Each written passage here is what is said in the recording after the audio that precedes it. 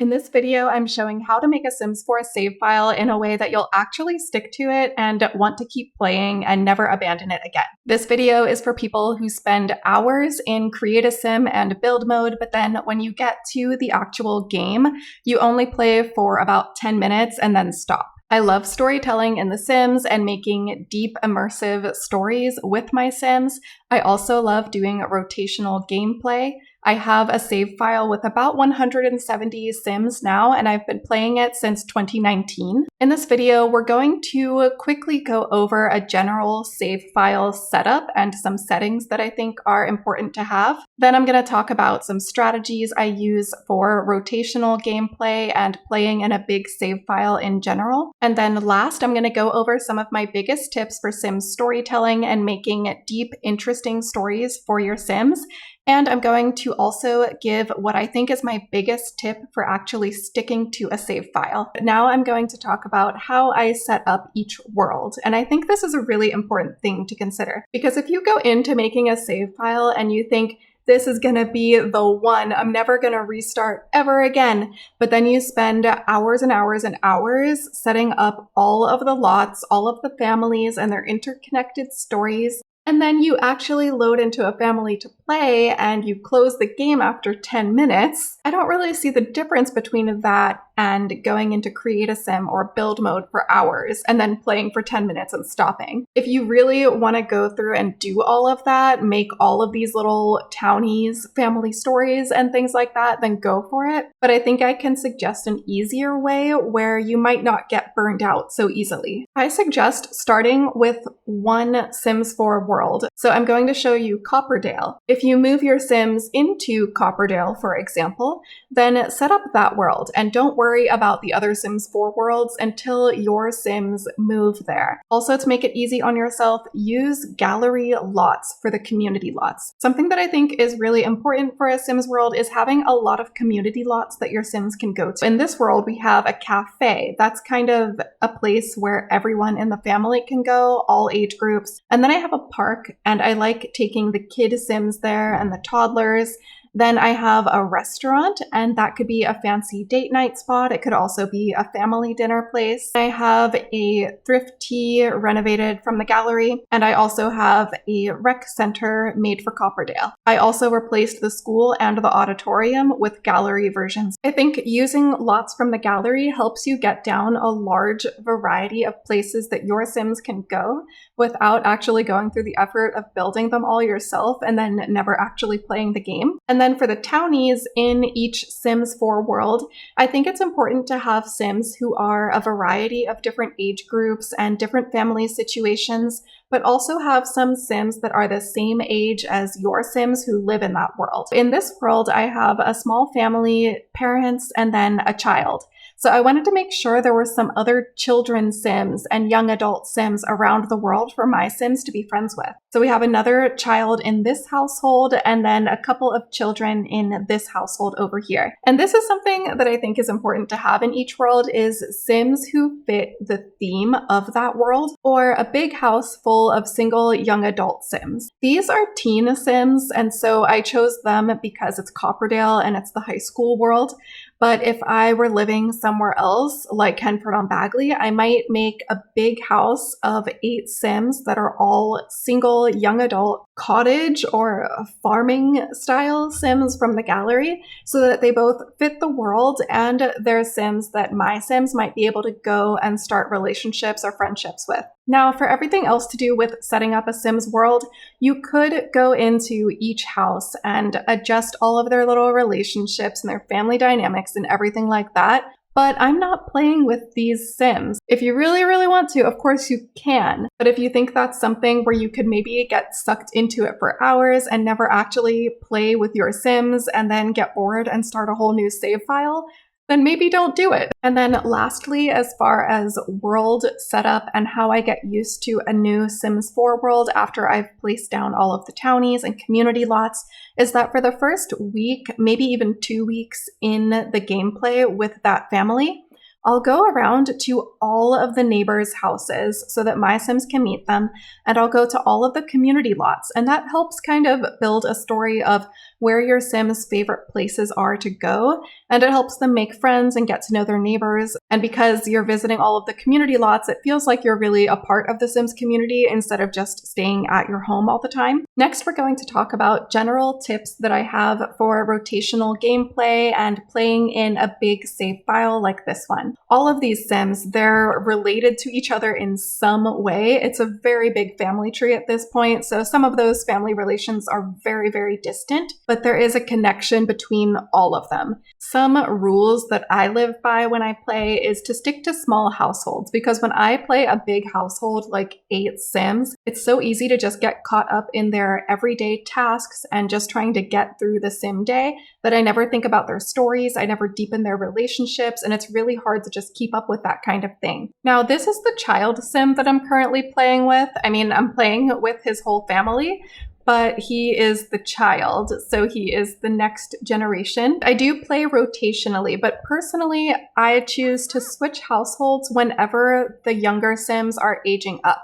So he's a child right now. When he ages up to a teen is when I will switch households. It kind of keeps things fresh for me, because then when I come back to this family, I'll have a whole new age category to play with. He'll be a teen. And then another way that I will choose to switch households in rotational gameplay is when I cause some drama. I'll see the storyline potential, I'll cause the drama, and then I switch households.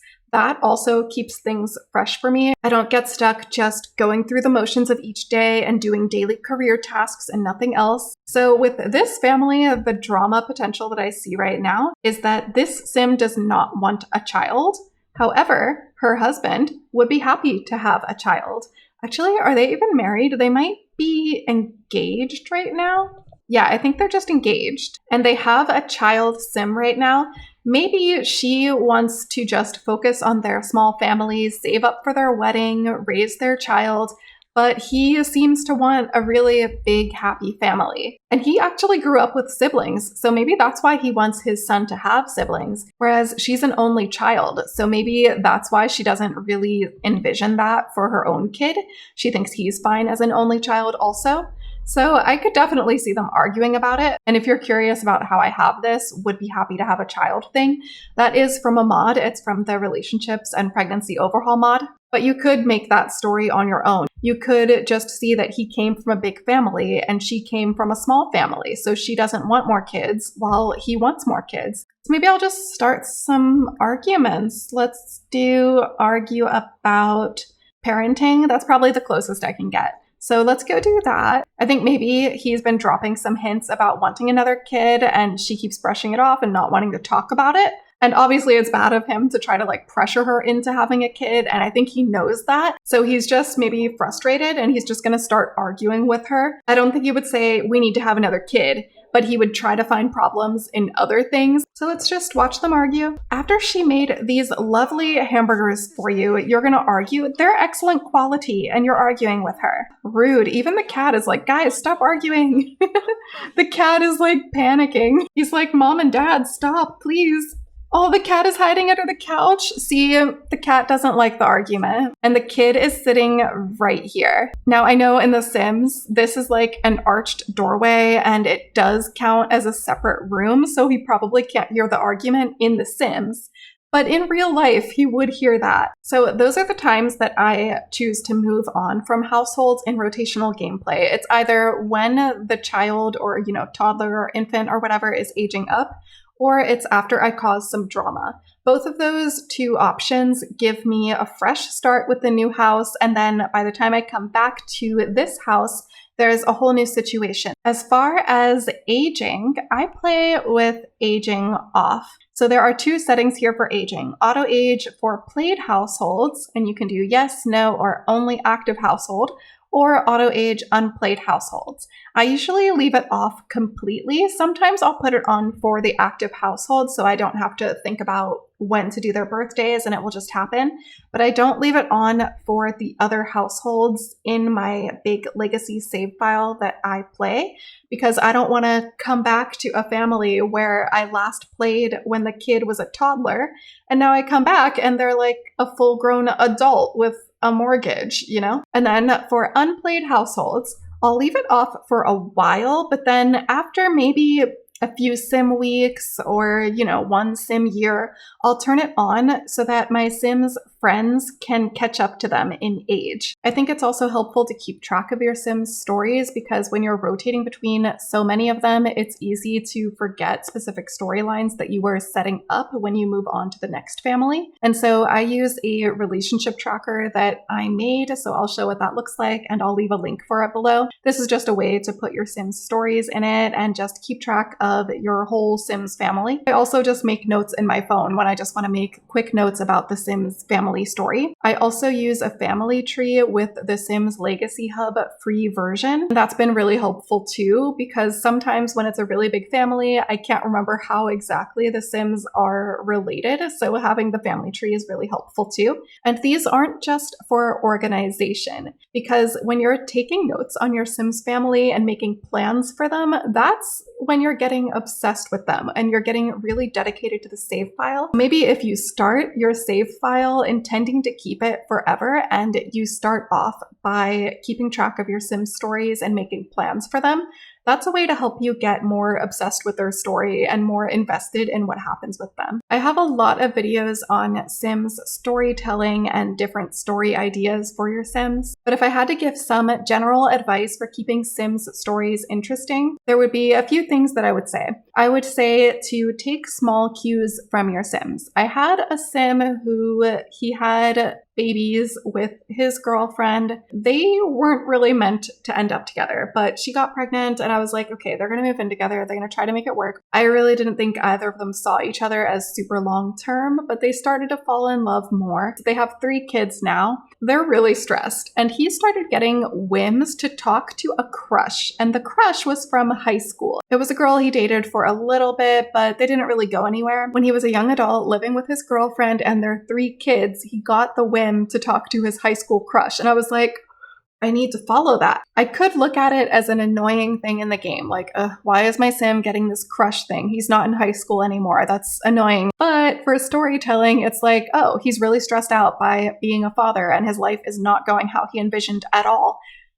Maybe he'll cheat. My next tip is to lean into your Sim's traits for storytelling. If your Sim is mean, make them be mean. Unless you want them to stop being mean and you're trying to get them to change their ways, that's different. But if you have a mean Sim, you want them to be mean, make them be mean. It's too easy to just get sucked into the daily chores and tasks of playing with a Sim family and not actually living up to their traits or their dreams or anything like that. So that's my second tip. My next tip is to have conflicting traits in your Sim's household.